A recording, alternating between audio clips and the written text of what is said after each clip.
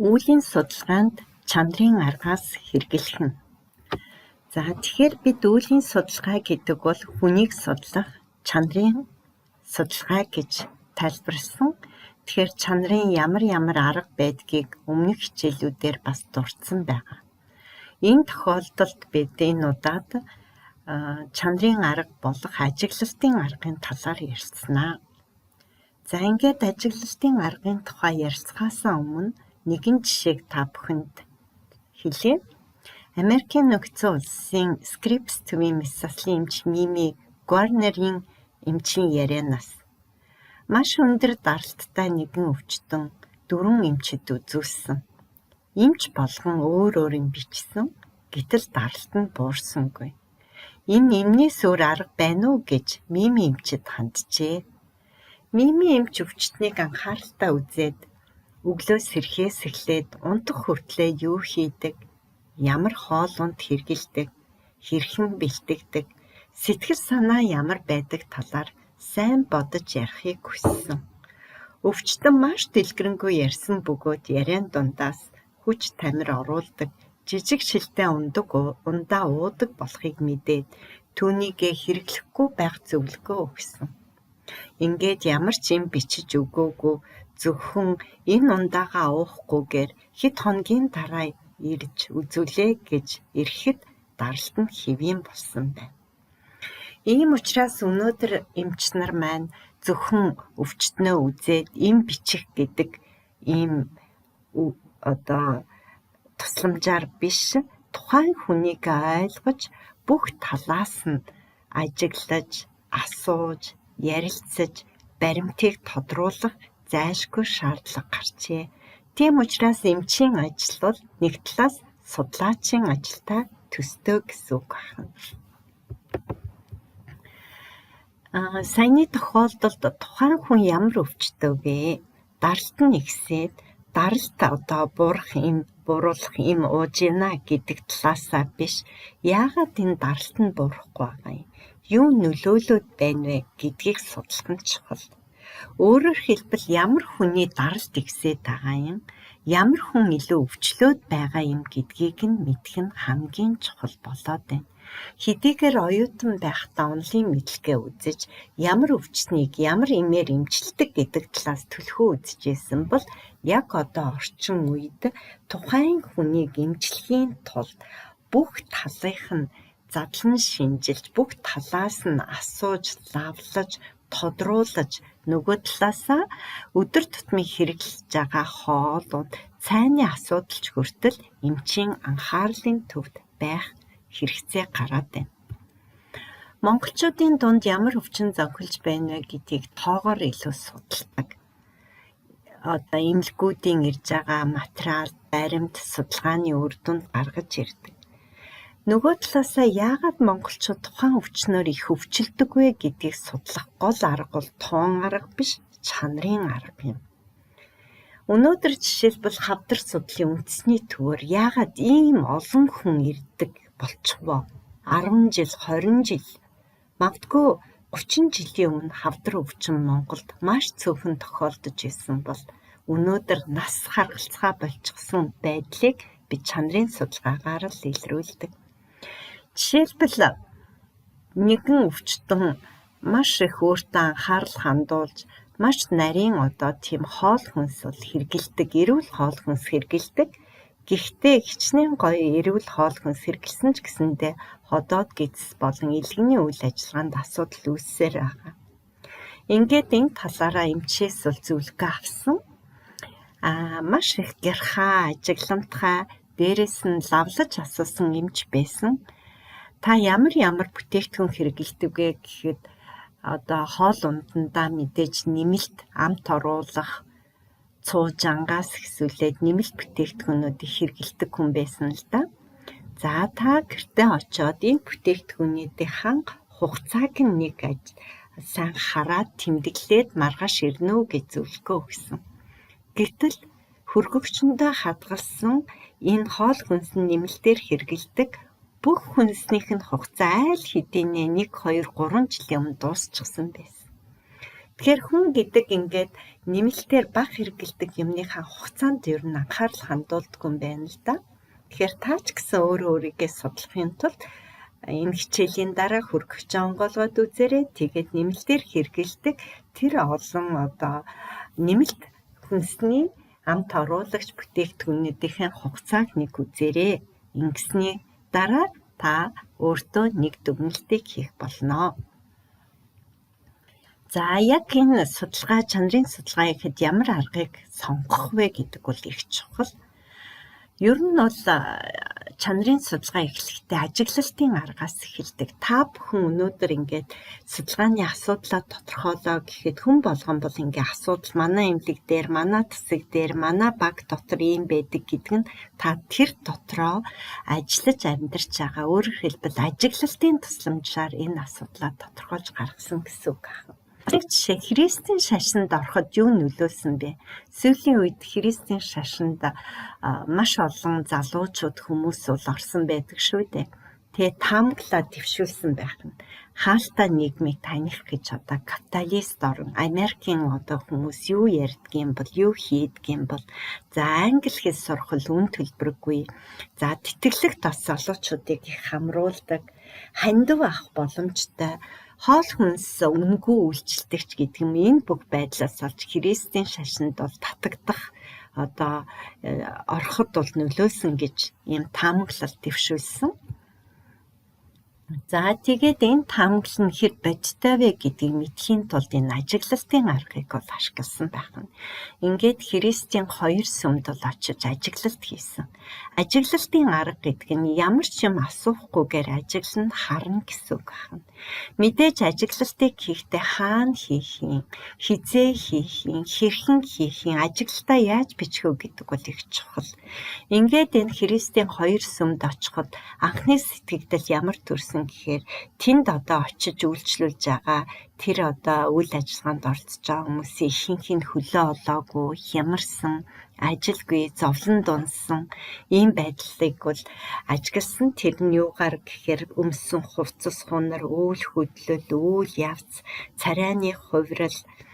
За тэгээд тэнд нь ямар насны хүмүүс байна уу, нас нь ямарын хичнээн хүн байна уу, энэ хүмүүс нь давтамжтай ирдэг юм уу, хүүс нь ямар байна гэдгийг ажиглаж анзаарч мэдсэн байна. Тэгэхээр ажиглалт хийнэ гэдэг бол хаана, хизээ, хэрхэн, тэгээ түүнийгээ яаж бичих үү гэдэг нь чухал.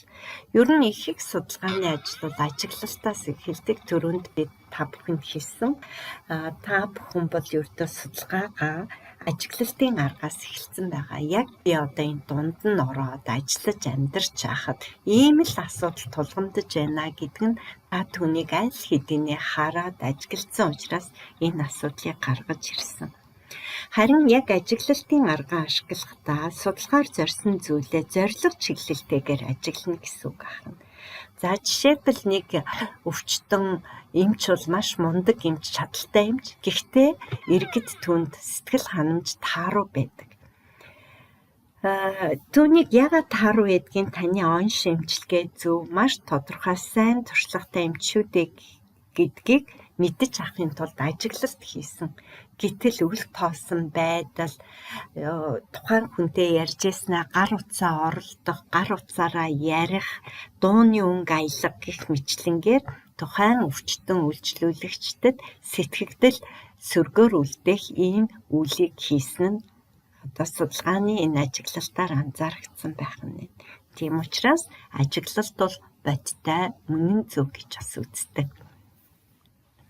Зарим судлаачид ажиглалт гэдэг нь бол харахаас гадна анхааралтай сонсож байгаа, бүр тэр хэдий хэл тухайн хүнээс хүн нас ахих тусам юм уу, ямар нэгэн өвчтний үед бол үнэр гарах, магадгүй баг мэдрэх гэсгийг хүртэл багтаан ойлгодог гэж үздэг.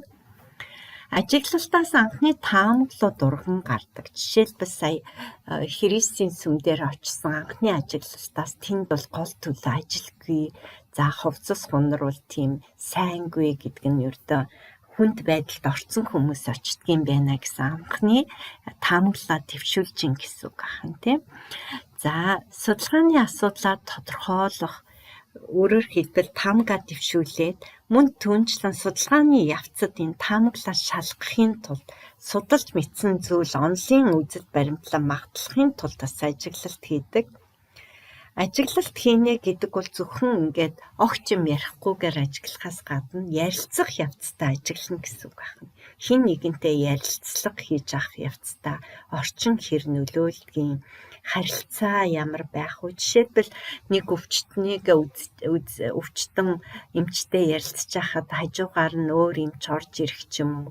Эсвэл одоо тэр ярианд нь хин нэгэн цагаан халааттай хүн орж ир саад болоход тэр өвчтний царайны хуурил ямар болж байна.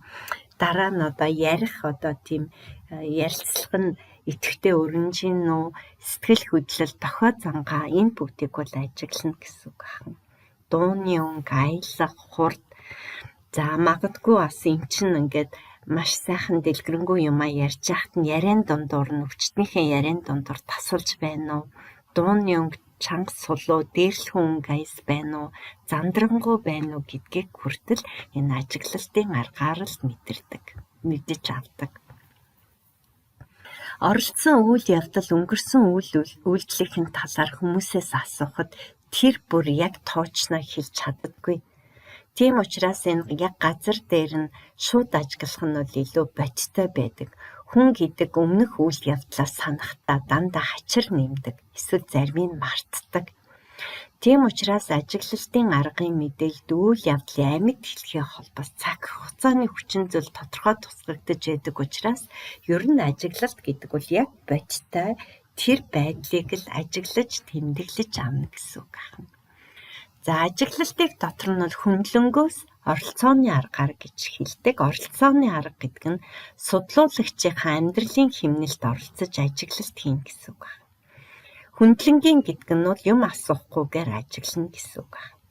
Оролцооны ажиглалтын жишээ бол жишээлбэл багш нарын ажил амьдрал ямар байна гэвэл яг туслах багшаар ажиллангаа багш нар нь хэр завтай яаж өнгөрүүлдгийг. За жишээлбэл эмчийн ажлыг бол мэдэж авъя гэвэл магадгүй резидент эмч нар бол илүү одоо тэднийг бэлтжих юм бол яг эмчийн бодит байдлыг хэлж өгнө. Туслах малчнаар гэж жишээлбэл одоо малчны амьдралыг судлахын тулд туслах малчин одоо томилж тэр хүнийгээ судалгаанд бэлдээ томилж ажилуулах. За энэ тал дээр бол одоо Японы хүнс хөдөө аж ахуйн чиглэлээр ирсэн туслах малчтууд, сайлчтууд маш их судалгаа хийсэн байдаг шүү дээ. Жишээлбэл нэг сайлчин Японоос сайлчин ирж нэг малчин айлд бол туслахаар ажилладаг. Тэгээд туслах явцдаа сүү хөөрүүлэх талаар бол ажиглалт хийдэг. Сүүгээ яаж одоо хөөрүүлдгийг, хитэн литр сүү хөөрүүлдгийг, сүү хөөрүүлэхэд хэдэн удаа одоо ингэж шангаар хутгадгийг. За тэгээд мал нь одоо ямар хаана одоо малаа бичээдгийн байдгийн гэ бүгдийг судлаад яг одоо маш гоё загсаасан өрөмийг бол гаргаж сурсан байгаа. Гэхдээ энэ Япон улсын малчин, сайлчин нутагтаа очоод өөрийнхөө одоо тэр фермер дээр сүү загсааж өрөм гаргах гэтэл болоогүй. За жингууд эдний багийнхан юу ч үтсэн гэхээр энэ үнэнд нь байдгийм байна гэд Монголоос бол хит хитэн үнэ авсан байгаа. За үнэгээ авахтаа бас идж байгаа энэ юунд нь байгаа, өвсөнд нь байгаа гэд Монголоос бас өвс ачиж аваадсан байна. Ингээд өвсөө аваачаад нөгөө үнэгээ ингээд яагаад ингэхэд бол мэдээж сайхан сүү гарсан. Гэхдээ өрмөө бол хийж чадаагүй. Өрмөн нь бол тэгж Монголд хийж ирсэн юм шигээр тийм нарийн болоогүй. Тэгээд бүр даашаа Монголоос сайлчин урьж авчирч одоо хийсэн ч гэсэндээ ялгаагүй сайхан өрөм гарч чадаагүй. Тэгээд Япон хүмүүс их маш нарийн юмыг их мэдрэмтгий байдаг учраас энэ бол Монголын агаарт нь байгаа юм байна. Бид агаарыг одоо Япон улсад авчирч чадахгүй учраас яг энэ Монголын энэ бичээрийн малаар энэ ингээд нутаг дэвсгэрт нь одоо бичиж аваа мал энэ үсээ идээд тэгээд тэр сүү хөөрүүлнэ Монгол гэрт сүүх өөрлөн гэдэг бол энэ агаарын тусламжтай бүтдэг юм аа гэдгийг бол энэ талаар бол туршлагаа хуваалцсан Япон судлаачийн тэмдэглэлийг уншсан. Энэ талаар та бүхэнд бас танилцуулж байна. За ингээд ажиглалтын хуудас та бүхэн бэлдэх ёстой. Яг хизээ ажиглалт ихсэн цаг, дууссан цаг, мэдээж бүтэн 8 цаг ажиглана гэвэл маш их хөдөлмөр зарцуулах учраас яг ажиглалтыг яг хизээ хийх үү, хэдэн минут хийх үү гэдгээ хүртэл маш нарийн тооцоолох хэрэгтэй. 20 минут уу, 30 минут уу ажиглалт хийх өдөр цагаа хүртэл нарийн хийх ёстой. Ажиглалт хийх хаяг, тэгээд ажиглалт яг хэн хийсэн гэдэг нэрээ бичнэ. Ингээд ажигласан бүх зүйлээ орчин нөхцөл бүх юмаа бичээд дараа нь ажигласан зүйл болгоны ард ажиглагчийнхаа эрх зүйлийг тэмдэглэж авах нь байна. Мэдээж хэнийг юуг ажигласан нь ажиглалтын аль аргыг хизээ яаж хэрэглэснээс өөр байдаг. Тийм учраас бол энэ ажиглалт энэ аргыг ашиглаж байгаа хүн нь өөрөө бас бэлтгэгдэх ёстой байх нь. Тэгэхээр та бүхэн өөрсдийн судалгааны хүрээнд туршлагатай гэдгээрээ ажиглалт хийж үзээрэй. Амжилт хүсье. Баярлалаа.